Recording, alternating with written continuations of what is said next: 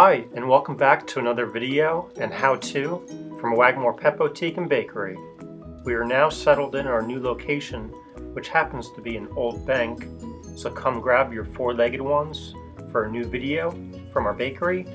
We hope you will join us and recreate these yummy treats for your four-legged ones to enjoy.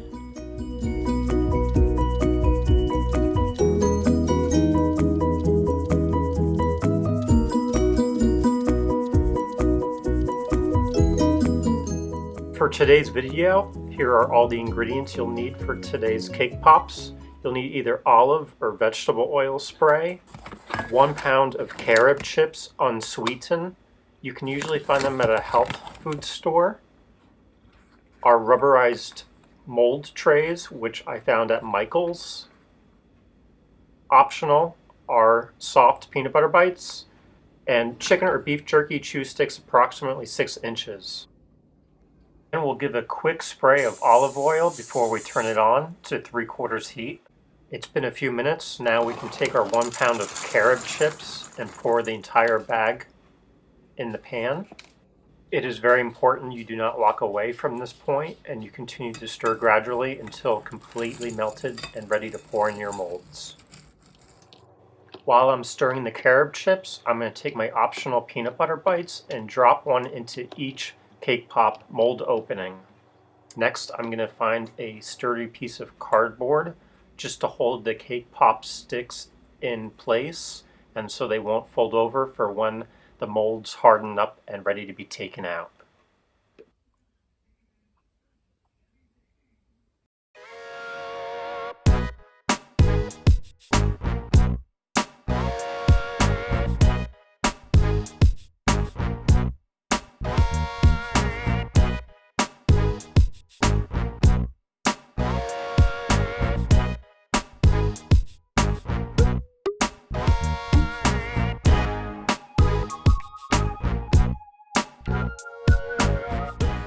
Now that we have all our carob melted and in our trays, a pound of the carob chips will do approximately 2 of the rubberized cake pop trays.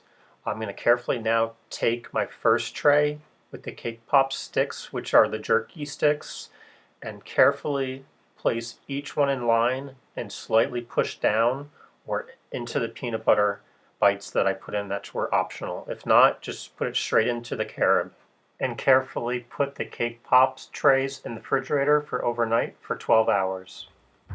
It's been 12 hours. Our cake pops are firm and nice and hard from being in the refrigerator overnight. We're going to carefully now take our cardboard trays that held our sticks up for the cake pops. We're going to carefully take them off, and it should be all hard in the mold like so. And we're going to carefully push and pop around the edges and pull out each cake pop one by one.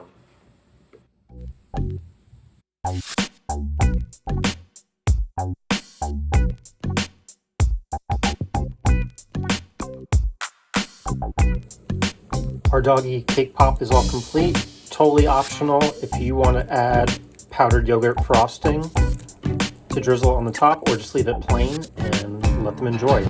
But for the most important part, the test.